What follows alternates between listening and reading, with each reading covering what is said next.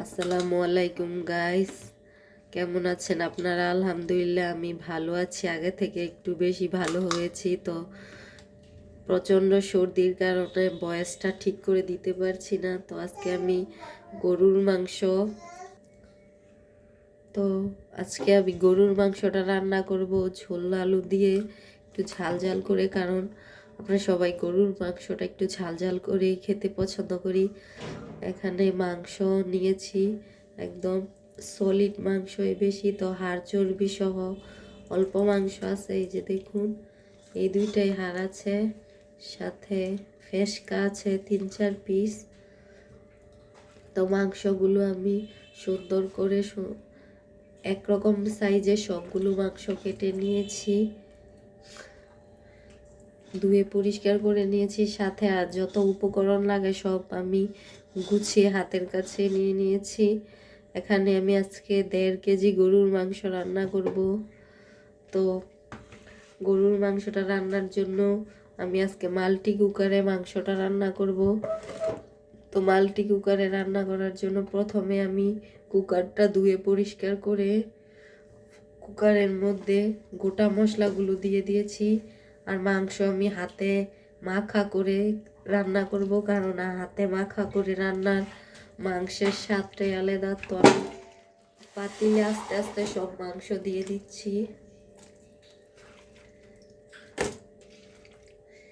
এই যে দেখুন, মাংসগুলো আস্তে আস্তে দিয়ে দিচ্ছি।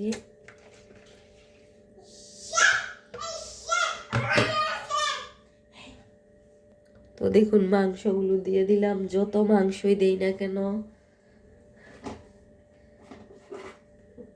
কারণ আমার মাংস রান্নার কড়টাই বড়, তো এখানে যত মাংসই দেই অন্তত পক্ষে 5 কেজি মাংস দিলেই দেখা যাবে। তো আমি পেঁয়াজ কুচিগুলো প্রথমে দিয়ে দিয়েছি। আমি অনেক বড় সাইজের 2টা পেঁয়াজ কুচি করে নিয়েছি। তো আজকে আমি সব শিলপাটায় বাটা মশলা দিয়ে মাংসটা রান্না করব।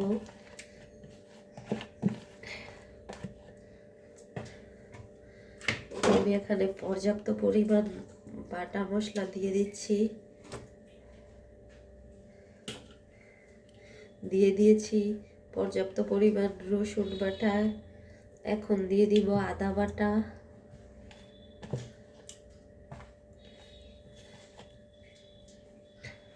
তো দেখুন রসুন বাটা আদা বাটা দিয়ে দিলাম।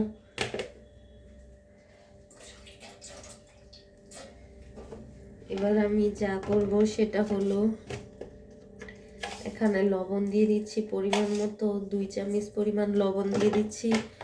পরে লবণের স্বাদটা টেস্ট করে দিব। হলুদের গুঁড়ো দিয়ে দিচ্ছি 2 টেবিল চামচ, মনে হচ্ছে আর 1 চামচ লাগবে। 3 টেবিল চামচ হলুদের গুঁড়ো দিয়ে দিচ্ছি মরিচ, এখানে মরিচের গুঁড়ো দিয়ে দিচ্ছি 3 টেবিল চামচ।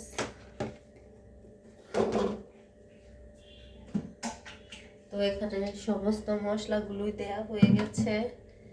এবার আমি হাত দিয়ে একটু মাখিয়ে নিচ্ছি মশলাগুলো। তো গাইস দেখুন, আমি মশলাগুলো হাত দিয়ে মেখে একদম মেরিনেট করে মাংসের গায়ে সবগুলো মশলা দিয়ে দিয়েছি। তো এখন আমি লাইনটা দিয়ে দিলাম মাল্টি কুকারের সাথে। আমি দিয়ে দিচ্ছি পর্যাপ্ত পরিমাণ তেল। তেলটা একটু আমি অল্প পরিমাণেরই দিব, কারণ এই গরুর মাংসটা ছিল অনেক বড় একটা গরু থেকে আনা মাংস।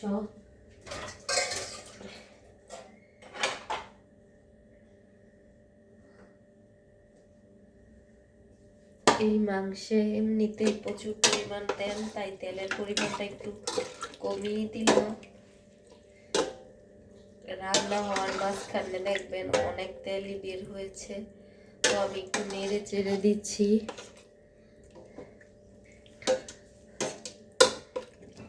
আমার হাতের গরুর মাংসটাই স্পেশালি একটা অন্যরকম ফ্লেভার আসে, এটা আমি নয়, সবাই বলে। তো আপনারা আমার ভিডিওর সাথেই থাকুন। তো গাইস দেখুন আমার মাংসতে ফাঁপ উঠে যাচ্ছে, পাক আসতেছে। তো গরম পানি দেওয়ার কারণে তাড়াতাড়ি মাংসতে পাক চলে আসছে। এখন আমি একটু ভালোভাবে পারফেক্টলি নেড়ে চেড়ে ঢাকনা দিয়ে ঢেকে দেব।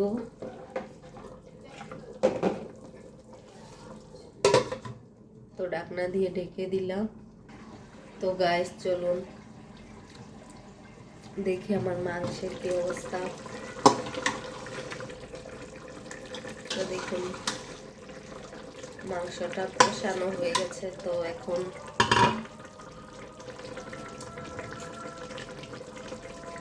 আলুগুলো দিয়ে আমি পর্যাপ্ত পরিমাণ কষিয়ে এর মধ্যে ঝোলের জন্য পারফেক্টলি ঝোল দিয়ে দিব, পানি দিয়ে দিব।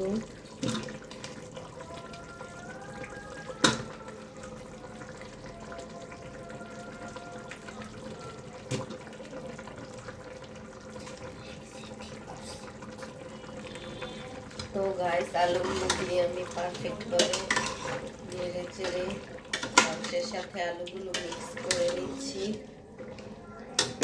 তো এখন আমি ঢাকনা দিয়ে ঢেকে দেব।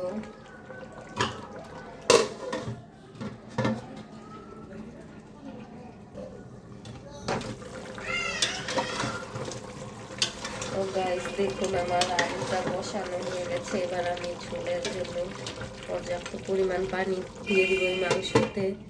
তো এখানে আমি গরম পানিটা ইউজ করব। তো গাইস এই মাংসতে এখন আমি পর্যাপ্ত পরিমাণ ঝোল দিয়ে দিচ্ছি।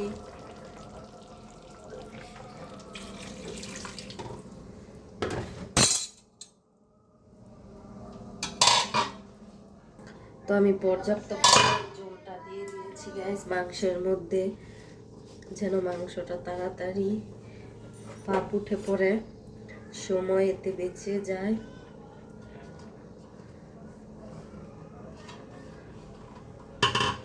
তো চলুন দেখি মাংসের অবস্থা কি। দেখুন মাংস পারফেক্টলি না হওয়াতেই কত পরিমাণ বিউটিফুল হয়েছে, মাশাআল্লাহ। কালারটা অনেক সুন্দর হয়েছে আর অসম্ভব সুন্দর ঘ্রাণও বেরোচ্ছে।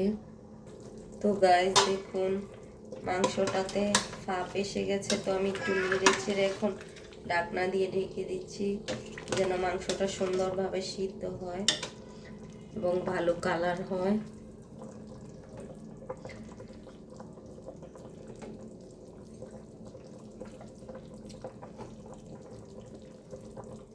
তো লবণটা স্বাদ মতো হয় না, এখন 1 চামচ লবণ দিয়ে দিচ্ছি আর সাথে দিয়ে দিচ্ছি পর্যাপ্ত পরিমাণ জিরের গুঁড়ো।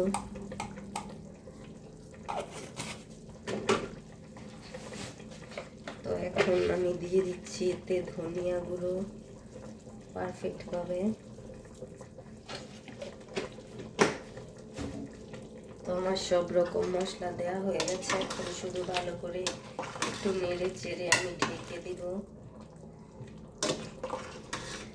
এবার সুন্দর একটা ফ্লেভার আসবে ঢেকে দেওয়ার পর।